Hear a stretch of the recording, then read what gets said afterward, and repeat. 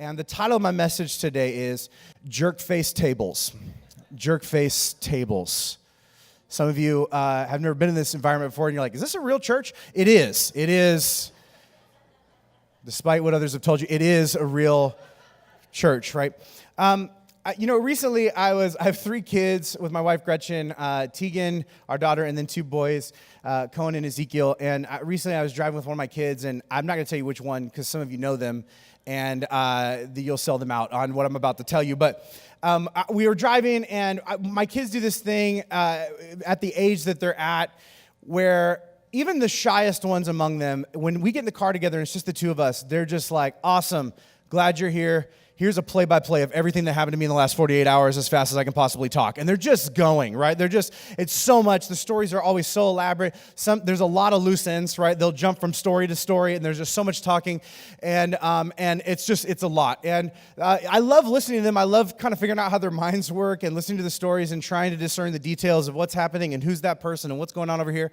But this particular day, it's just, my wife and I, we had just been through a lot, like just a lot of what was going on in like adult land that has nothing to do with kids, of just trying to figure things out with finances, me trying to figure some things out with work, some things going on with my extended family, just all of the stuff that was swirling around in my mind.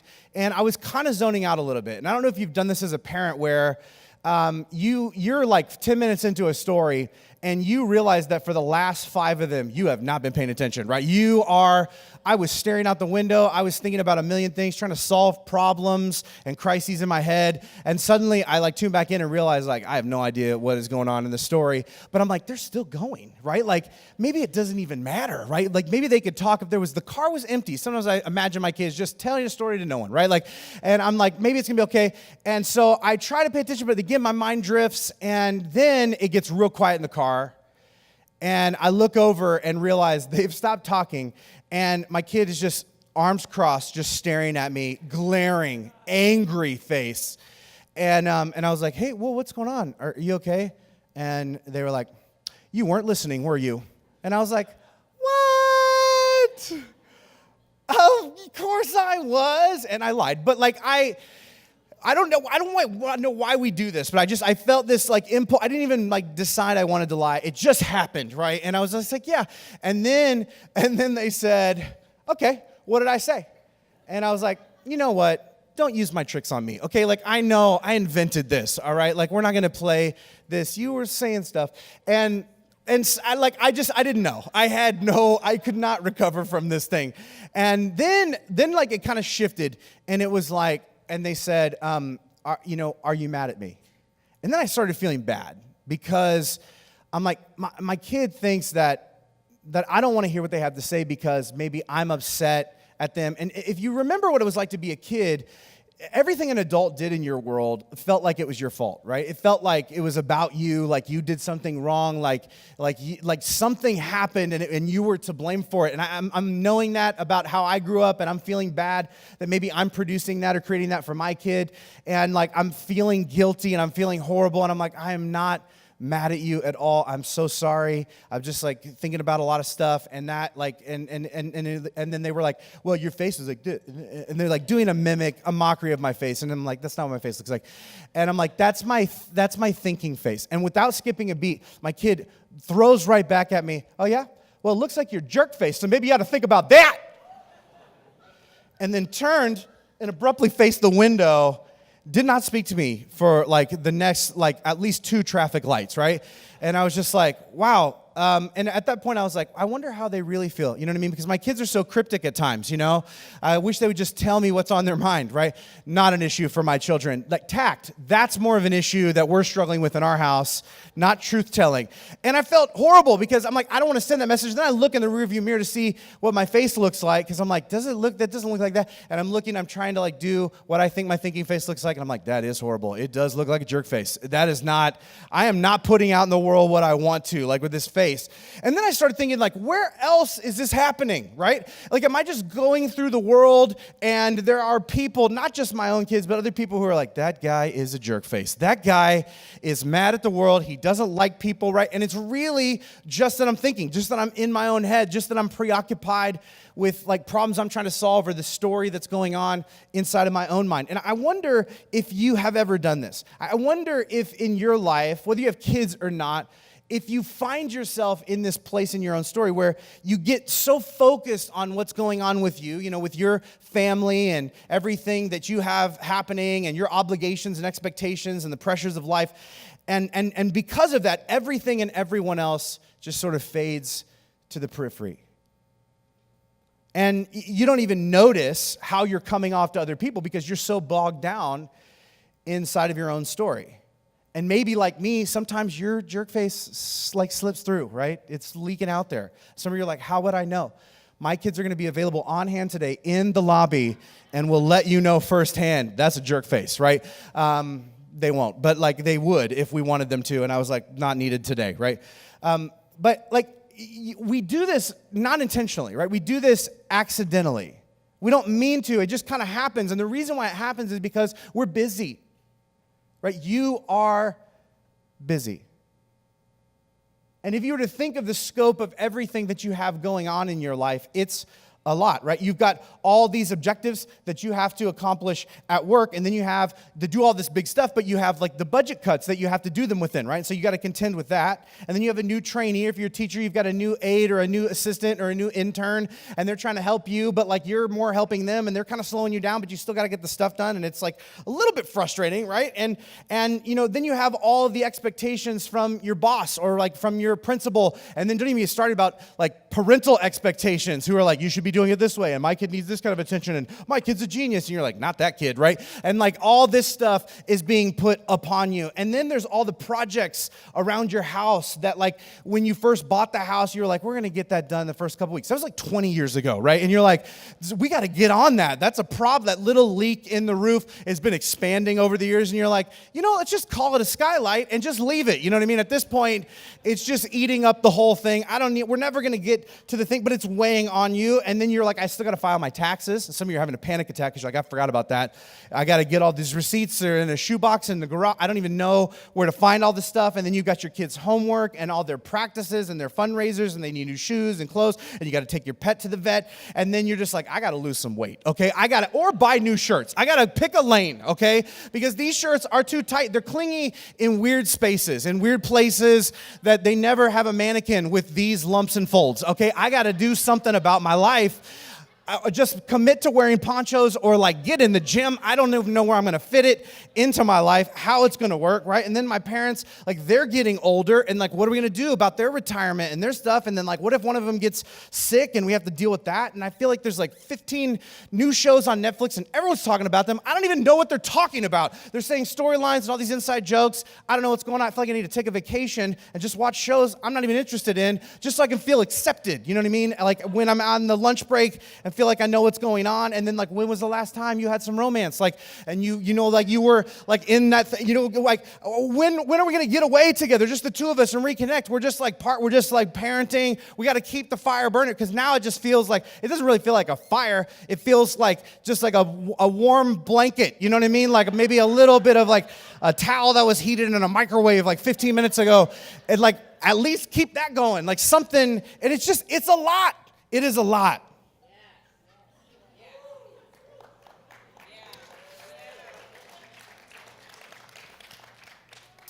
Let's close in prayer. Just ends right there. No hope, just more stress. And yeah, here's the thing.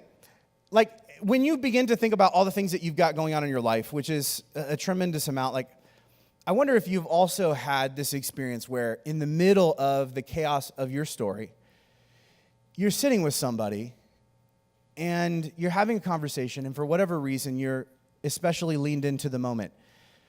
And in that conversation, they say something that they may have said before, but you never heard it. And they reveal something about what's really going on with them on a deeper level. And for the first time in a long time, you realize that you've been missing it. Like you realize that you don't really know them as well as you thought you did. And you find yourself thinking like, man, what is going on with me? Am I so wrapped up in my own story that I don't know what's going on in their story because it was right in front of me, and was I just not paying attention? And the more you meditate on it, the more you feel like worse about it, because like you start to like pick apart different experiences you've been having with them over the past few weeks, and you realize they were trying to like drop these signals that they were not doing well, that things were not going great, and you didn't see it. They were looking for this meaningful connection, but what they got from you was an unintentional rejection. And in fact, I think that the most common form of exclusion is inattention. I think there are a lot of isolated people in all of our lives that feel lonely, they feel left out, and it's not because they're being targeted and attacked, it's because they feel like they're being ignored. And no one is paying attention, and that lack of attention is being received as complete rejection, as exclusion. I think that most of us, we can get so fixated on how it feels to be us that we don't stop to give some time and thought to how it feels to be them. Like even though the reality of it is we live alongside billions of people in this ever-expanding world, and yet for most of us, most of our time and attention is preoccupied in our own little world. Our focus is narrow. And, this is not a bad thing to begin with, right? Like, it starts off as a good thing. It starts off with taking responsibility for your story, right? Like, you want to be responsible for your life and your schedule and your health, and you want to take care of your house and be leaned into your family and try to do a good job at your job, and those are all good things. But, like, if these are the only things that you think about and care about and sacrifice for, those good things can become bad things because they're the only things in your mind. And this reality of human nature brings me to, part of what I think makes the Jesus movement so special and significant, because like the chief thing that he's trying to get his followers to do and to understand and to be is he wants them to care inclusively. He wants them to be attentive and responsive to those around them who are nothing like them, who have a story that's just as important, but maybe it's not completely a part of the story that they're living. And I want you to listen to like how the Apostle Paul, one of the very first preachers and pastors and missionaries, writes to one of the very first churches to try and summarize like what he believes it is to be a Christ follower. He says this in Philippians chapter 2, verse 3. He says, "Don't be selfish. Don't try to impress others. Be humble, thinking of others as better than yourself. Don't look out only for your own interests, but take an interest in others too." And most of us wouldn't argue with this. Most of us would be like, yes, that is the goal. Like, that's what I want. Like, I want to do that. That was what I set out. That's who I set out to be. That's what I set out to be like at the beginning of the year. Like, nobody sets out to like be like, you know what I want to do this year? I want to be more selfish. Like, that's really what I'm going for. More selfishness, more exclusivity, more insensitivity to others. If it's deeply wounding to them, all the better, right? Like, nobody sets out to do that. It just happens, right? It happens by accident. And so how do we combat it? Like, if nobody wants to be that way, but we tend to be that way, what does like caring inclusively look like? Like, what does it look like to model our lives after the way of Jesus in this particular area? And that's what I want to talk about this morning as we start this new series, Love Where You Live. And I want to do so not starting with the story of Jesus, but I want to rewind back even further into the Old Testament and tell you a story about someone else. And then I want to fast forward and pick up what this has to do with Jesus and then also with us. We're going to be in 2 Samuel chapter 9 today, starting in the very first verse. And I want to just read you a story about a guy named King David who is putting on display, I think, the answers to some of these questions that all of us wrestle with when it comes to how do we do this? How do we be who we want to be? And this is what it says. It says, "One day, David asked, 'Is there anyone in Saul's family still alive? Anyone I can show kindness for Jonathan's sake?' And he summoned a man named Ziba, not Zima, Ziba, just to be enunciated in here, who had been one of Saul's servants. 'Are you Ziba?' the king asked. 'Yes, sir, I am,' Ziba replied." What an unnecessary piece the narrator inserted for our enjoyment, right? The king then asked him, "Is there anyone still alive from Saul's family? If so, I want to show God's kindness to them." So he starts off by saying, like, I want to show kindness. And he says, not just any kind of kindness. I want to put on display how kind I think God is. And I want to show that to a person. And Ziba replied, "Yes, one of Jonathan's sons is still alive. And he's crippled in both feet." Verse 4 says, "Where is he?" The king asked. He's in Lodabar. Now, there's a lot going on here, and like all great literature, all great stories, like context is everything. And so I want to give you some context about what's taking place right here. David is the king of Israel, which are, the Jewish people, the Israelite people, and he's hailed to be one of the greatest kings who ever lived. And he was the first in his line, meaning that he didn't inherit the kingship because his dad was the king, right? His dad was actually a rancher, a shepherd, and what actually happened was, instead of the previous king, whose name was Saul, anointing his son, whose name was Jonathan, in order to be the next king, there was this sense that Saul had corrupted the country and that something needed to be done that was different. And these people didn't live in a democracy like we do, where we get a choice, right? We get asked our opinion and we get to vote for what we want.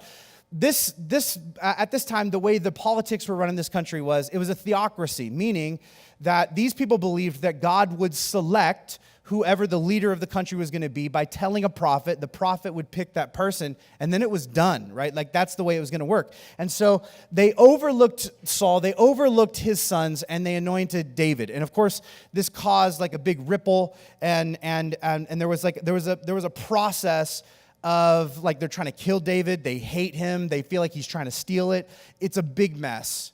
And during this time, David becomes friends with Jonathan, the prince, which is really an unlikely sort of thing, because he's actually going to do the job or inherit what Jonathan was supposed to get. And now David's going to get it. And there's this moment in this story where a war takes place and the king dies. And David is about to become the new king. And what typically happens in this culture, and not just in Israel, but like in this previous ancient time of kings and kingdoms and all these like massive epic sword battles, was like, if your dynasty was going to replace another dynasty, you would put to death everybody in that previous dynasty. You would hunt them down and kill them, because you didn't want them coming back and staking a claim to the throne. You didn't want them coming back and creating problems for you. You didn't want them coming back and sabotaging you by trying to do like their own thing, right? And so this was what people did, which is what makes David's request so interesting. Hey, is there anybody still? I know you guys, they're gone. Like, they've run away, they've been put to death. I know how it works. But is there anybody left? I want to bless them. And if I work for this guy, I'm like, do you really want to bless them? Like, for real? Like, or are you just trying to be like, hey, yeah, bring them in, and then when they get there, you're gonna be like, kill them. You know what I mean? Like, what is this really about? Like, what's really going on here? And they find one relative. It's this kid who's crippled in both feet. And if you look at his backstory, which we know from a previous passage of Scripture, there's a horrible thing that happened to him that put him in this predicament. When he was 5 years old, the great war that his grandfather and father were fighting in, actually side by side, they both died together. And everyone knew that with these two dead, David would take over. And so this kid, who was Jonathan the prince's son, everybody knows, like, if you're a family of the king, it's a matter of time until they come for you. And so his nurse, who loves him deeply, scoops up this 5-year-old kid in her arms, and she's going to run and try and hide him in a safe house. And she starts sprinting, and she trips down the steps of the palace, and she lands on top of the kid, and she crushes his legs. And she cripples him for the rest of his entire life. And there's this one moment, this one mistake, this one horrible thing that occurred that would change this kid's life forever. In other words, when it says that he's crippled, what it's really telling us is that something happened, something that wasn't even his fault, that broke him in a way, that limited his options moving forward. And now he's living in this place called Lodabar, which literally means, the translation is literally not a pasture or a place of no words. Now, I wonder if you are paying attention, if you are picking up on the metaphor, because the writer is laying it on pretty thick here. This kid's life is rooted in so much pain and so much disappointment and so much heartache that there are no words to describe it. He would not be able to tell you the depth of what he experiences in his everyday life and the disappointment and the depression that he drowns in on a regular basis. Like, his life had dead-ended in a place that you went when there was nowhere else to go. Like, when there was no one to go to. Like, when you became convinced that nothing would ever happen to you that was good ever again, that you were doomed, that you were a lost cause, that your story was over, this was the place you went to hide, to give up. It was the place that you went when you were essentially just waiting to die.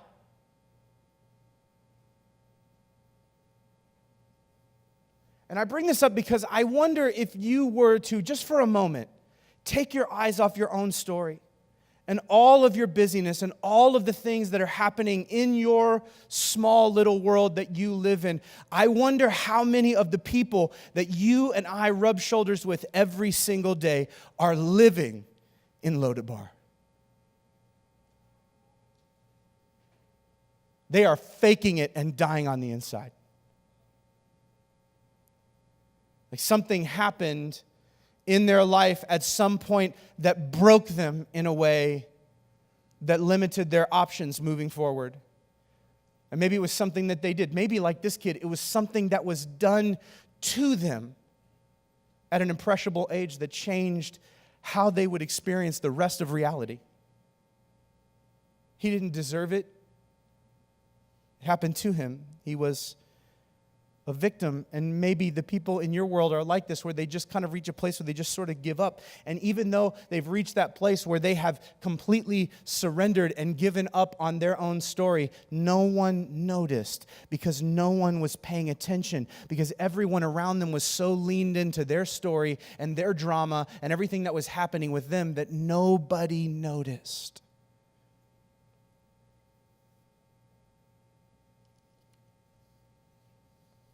And I think this is what makes the Jesus movement so powerful to me, is that at its core, to follow Jesus is to pay attention. And not just to your thing, and not just to your drama, and not just to your story and your stress and your family. It's extending your care outside of your own circle. To care inclusively is to seek out opportunities to include who others ignore. And this is what David is attempting to do. And I would argue this morning, this is what a great teacher always does. Seeks out opportunities to include those that others ignore. And if you are a teacher, you work with kids on a regular basis, you have this thing where you love all of the kids, but some of them, they're a little harder to love than the others, right? You would never say that. I mean, you would definitely say that at home, like to your spouse, right? To your friends, like when you go out after work, but like you never say that to them, but they're a challenge, right? They're more difficult. They take more energy, right? And as you lean into the problems that they create and how difficult of an environment they make and how hard they make your job, if you are emotionally intelligent and leaned into the moment, you will recognize, and some of you have, wait a minute, I think this is the only place, and I am the only person in which this kid is not ignored, in which they are paid attention to, in which somebody sees them and acknowledges them. There's a desperation underneath the disruption that they're constantly creating in my classroom. As a great teacher, like, you don't just lean into like your personal favorites, but you give time and attention to every kid because they're all valuable, especially the ones who are pushed to the periphery. Those are the ones that you pull in even tighter. And this is what David is attempting to do in this moment. It says in verse 5, so David sent for him and he brought him from Machir's home. His name was Mephibosheth. A lot of people just called him Sheffy or Fibbo, Mep.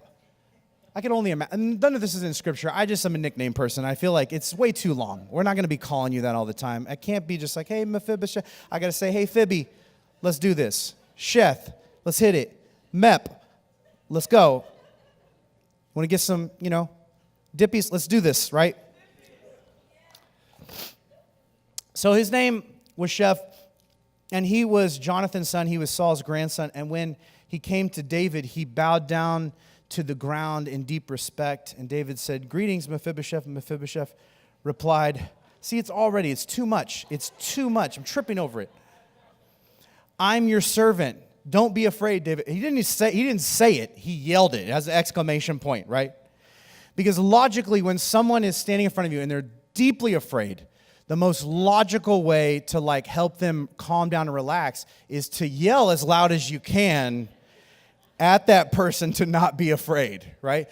When this kid is there and he's crippled and he's freaked out and he's there and it's the king and he's just shaking and whatever. And again, I love this about the Bible because it's so human. David has enough emotional intelligence to be we got to go find this kid. We got to bring him in. Let's get to know his story. What's happening? But then the kid gets there and he's I'm not good with kids. What do we do now, right? And the kid's scared and he's don't be afraid, right? And the kid's ah! Thank you, sir. That took all my fears away. Appreciate that sensitivity. We're gonna need a mop.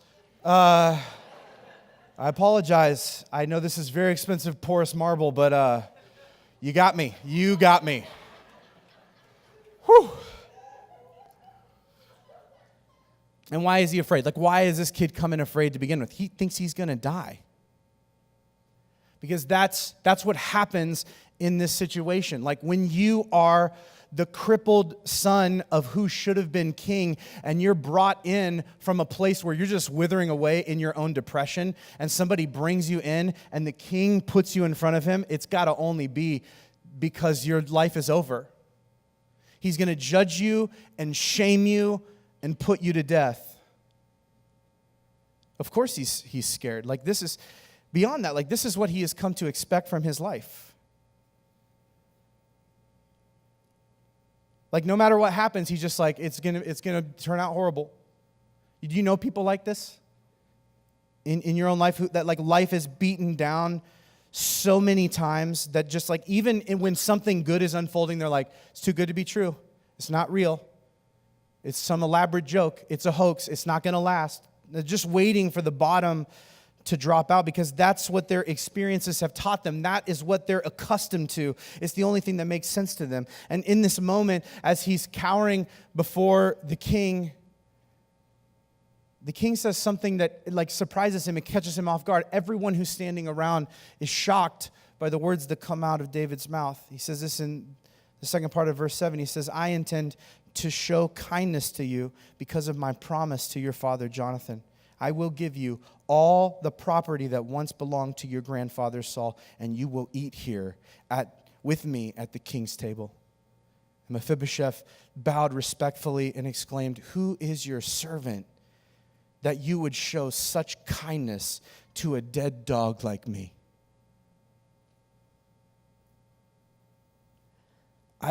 Every time I read those words, it breaks my heart because I know this person.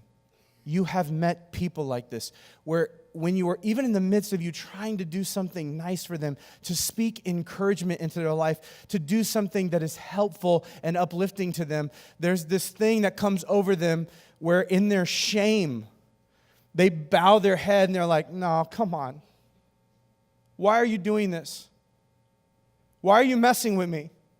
Why are you pretending to love me? Why are you pretending to care about me? Why are you playing a cruel joke on me? This is not, you don't understand how horrible my existence has been, how many times my heart has been broken. Please don't treat me like this. I know who I am. I'm a worthless dog. Some of us, we've been so beaten down by life and experiences that even when somebody tells us the truth, we can't believe it. We have to push it away because it doesn't sync with the narrative we've been telling ourselves about how horrible we really are.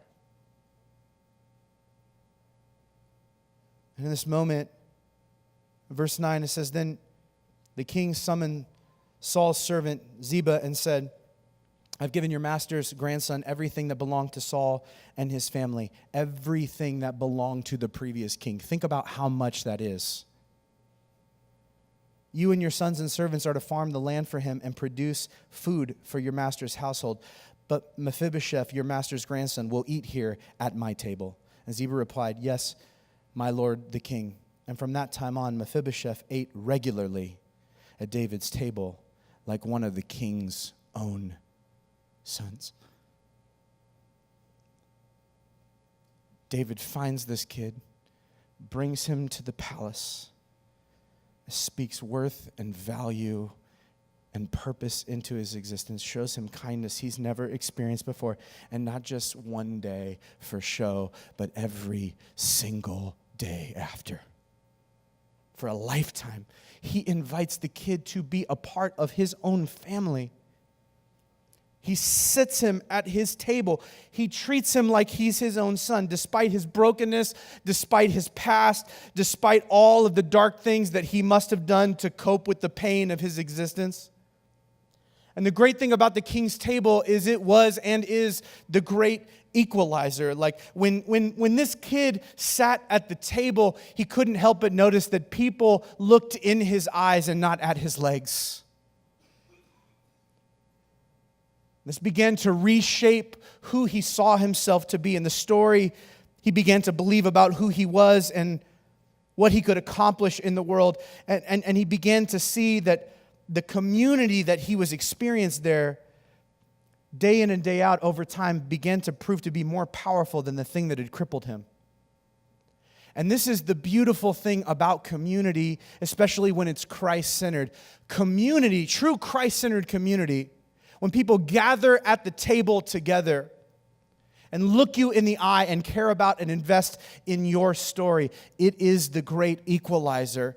Community has the power to completely overpower whatever it was that crippled you. And like so many people, the thing that most defines them is the moment or the experience or the event that crippled them. But over time, this kid begins to realize that what defines him is the fact that he was in community with the king. What I think is incredible about this is you fast forward throughout history, you get all the way from the Old Testament to the New, hundreds and hundreds of years later, there's this moment in the New Testament where a different king, often called in his day as the King of the Jews as a mockery title, he sat at a table in the city of David, and he shared a Passover meal that would become known as the Last Supper, and he looked at the elements on the table, and he claimed them as symbols of his own movement, representations of a sacrifice that he was about to make on behalf of all mankind so that everybody could have a seat at the table. And then he tells his followers, you go into the entire world and you extend to everyone an invitation to my table. It tells us that David did what he did because of Jonathan, that he did it for Jonathan's sake. Jonathan, at a time when David was being hunted, was being hated, Jonathan cared about him. He was his best, most loyal friend. He understood him. He believed in him. He invested in him and defended him. And he ultimately laid down his life for him. And there was nothing that David could do to pay Jonathan back because Jonathan was gone. So he paid it forward to his son.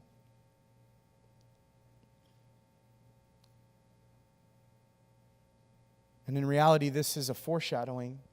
This story about David is kind of about David, but not really. It's really about Jesus, and ultimately it's about you and me, because in reality, in some sense, David in this story represents you, and Jonathan represents Jesus, and Mephibosheth represents whoever it is in your life that you are most tempted to ignore.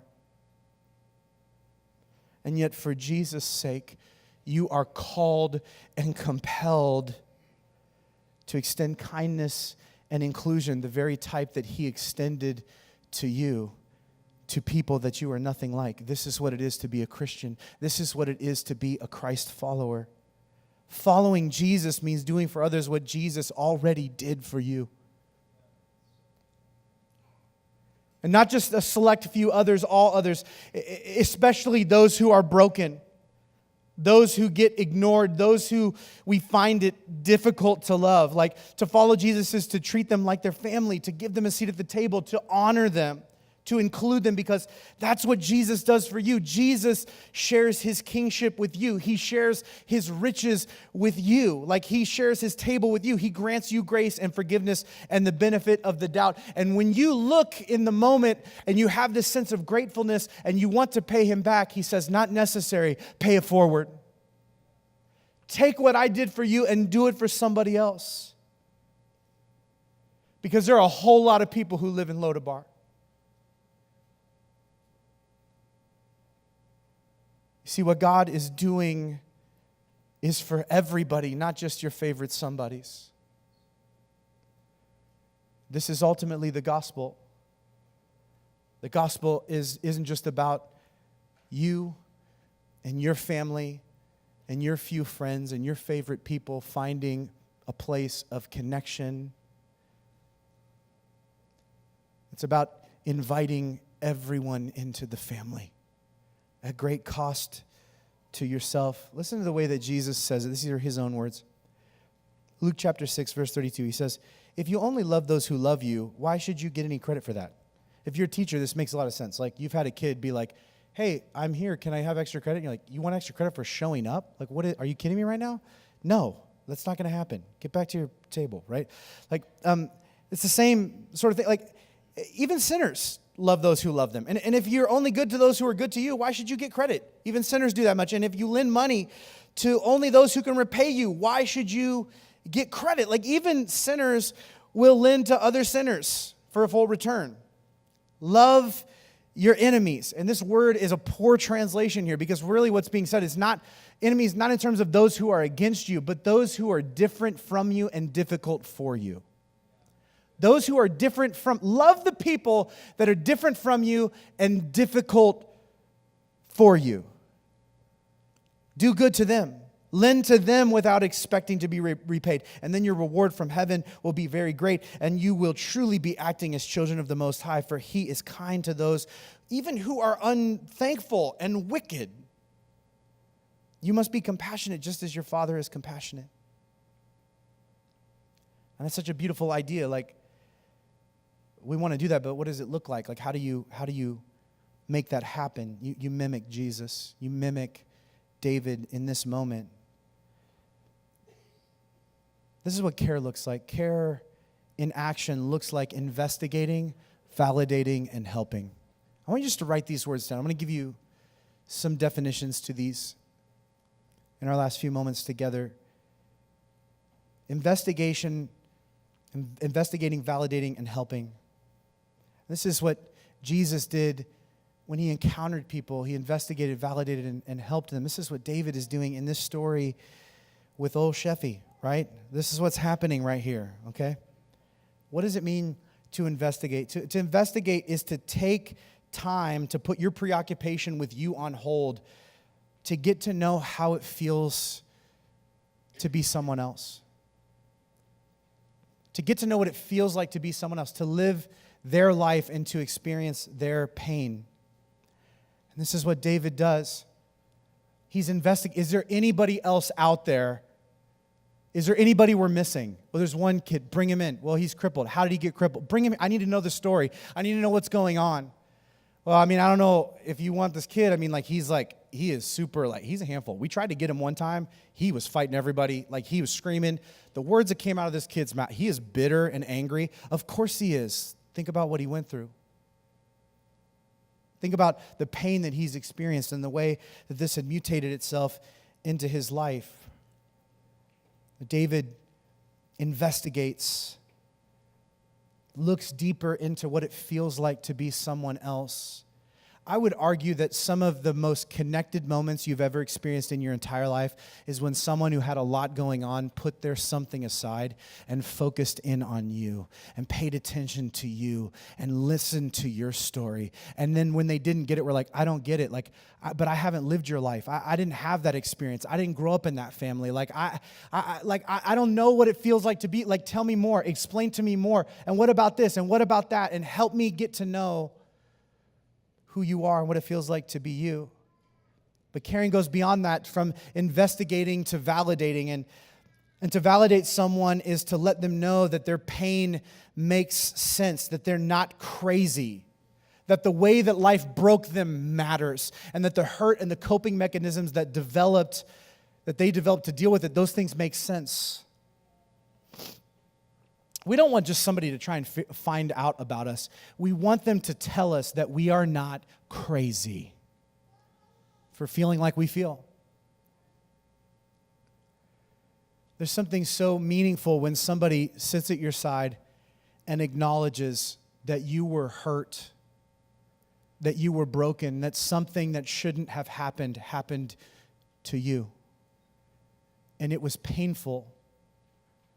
And of course, if I experienced that and I had your personality and I interpreted the circumstances that way and I was forced into that moment, I don't know that I would have responded any differently. I don't know that I wouldn't have developed the same coping mechanism in order to deal with the pain of my existence.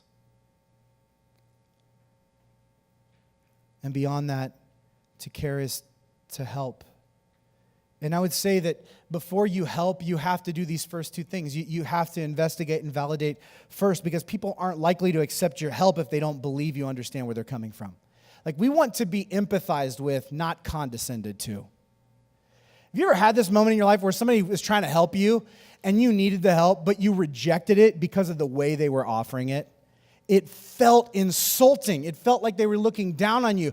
It felt like they were like, yeah, here, take this because, we all know that you're broken. And it's like, you don't know what it's like to be me. You haven't walked in my shoes. You don't know what it feels like. You don't know you haven't investigated. You haven't validated. You're just trying to throw cheap help at me, and I won't take it from you. But to help, what does that mean? It means to do what's best for someone in the context of their life at that moment, to empower them to take responsibility for their story and move toward their purpose. And this is what David does for this kid that he finds. He brings him in, and he's like, I know what you've been through. I can't imagine how much you hurt. I can't imagine the abuse that you've suffered. I can't imagine exactly what it feels like to be you, but the more I've investigated, I just want to tell you, man, it's got to be hard. And life has broken you, and you have made a decision about who you must be. But I want to tell you that I see something more. I want to help you understand that you have value, that you have significance, that your story is not over.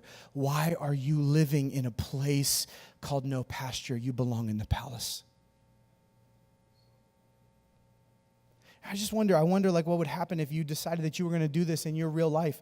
Like, if you were going to choose to slow down and intentionally carve out time to be around and talk to and learn from and serve others outside of your family and your friends and your favorites. I wonder what would happen if you shook yourself loose from being completely hypnotized by your own story and your own stress and the things that are going on in your own world. If you were actually able to be shaken out of that and pay attention to the fact that there are people around you who need this from you. And in fact, leaning into their story is what is going to help you make sense of yours. And I will tell you that when you first do it, it's not going to feel comfortable or natural. It's going to be weird. It's so weird to get into somebody else's world that you've never been in before. It will humble you in a helpful way. But I will tell you, as weird as it is, it will also be one of the most redemptive things you ever do for you and for them. And I would argue that you probably already know that. Because if you have anything good in your life right now, if there's anything hopeful or noble about your story, it's because somebody already did this for you.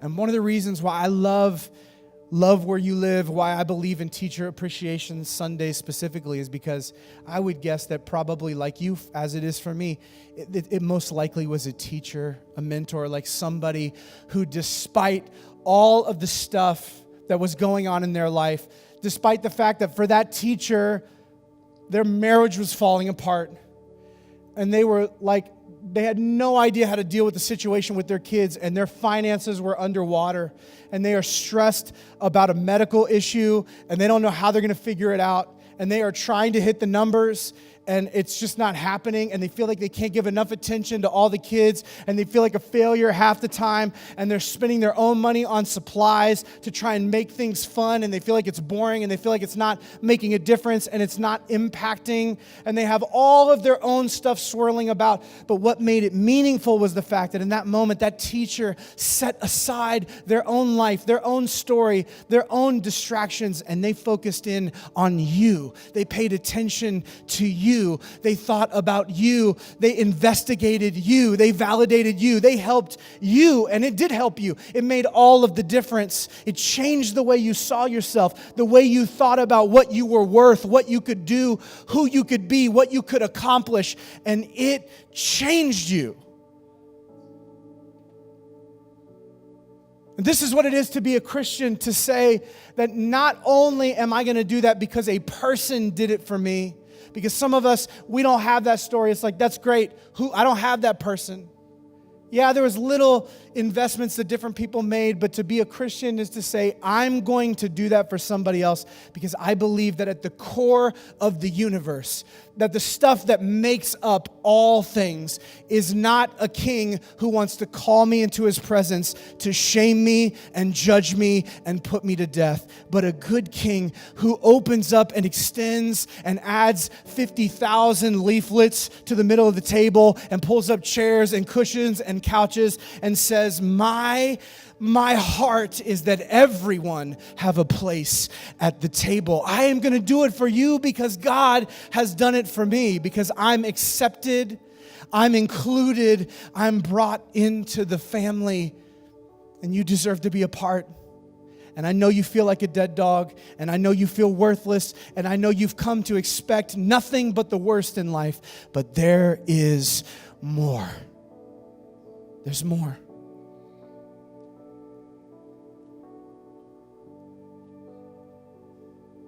And I don't know what track you're on this morning, but I want to say this. If you are a teacher and you feel like you are giving and giving and giving, and it is just, what is it doing?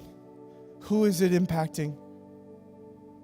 Is it even making a difference? Does it even matter? You feel tired and exhausted and worn out and burnt out. I want to tell you, what you do makes a difference. It is changing and rewriting stories that you may never get to hear the end of. Whether you know it or not, whether you intend to or not, you are giving the grace of God to people who desperately need it. And maybe you're in a different boat. Maybe you're where I find myself on occasion, where I'm just like, I'm driving through life fixated and focused on all my own stuff. And you need this moment of somebody shaking you out of like your stoicism, of your navel gazing, of it being all about you, and telling you that like, hey, you got a little bit of jerk face, okay? Just want you to know. And there's something better in you. I know you don't intend to. I know it's not intentional. I know it's accidental, but like, you're made for something more. And that's why we give you opportunities this month to lean into your community, because that's where you are going to find an opportunity to put your purpose on display.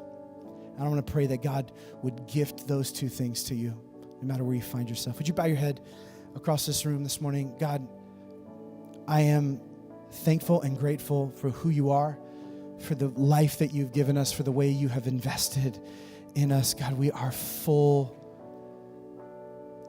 of opportunities in front of us to be and to do more than maybe we think is possible because of your grace and giftedness in our lives. And God, I pray that this morning you would open our eyes to where our focus is too narrow, to where it is too selfish, to where it is too self-involved. And God, that you would speak to us, that you would, God, make it clear to us what you see when you look at us. And God, as we find our place at your table, God, may we pull up another chair alongside of us and invite somebody else. God, may we pay attention. May we pay attention. And God, through our attentiveness, may you bring redemption. In Jesus' name, amen.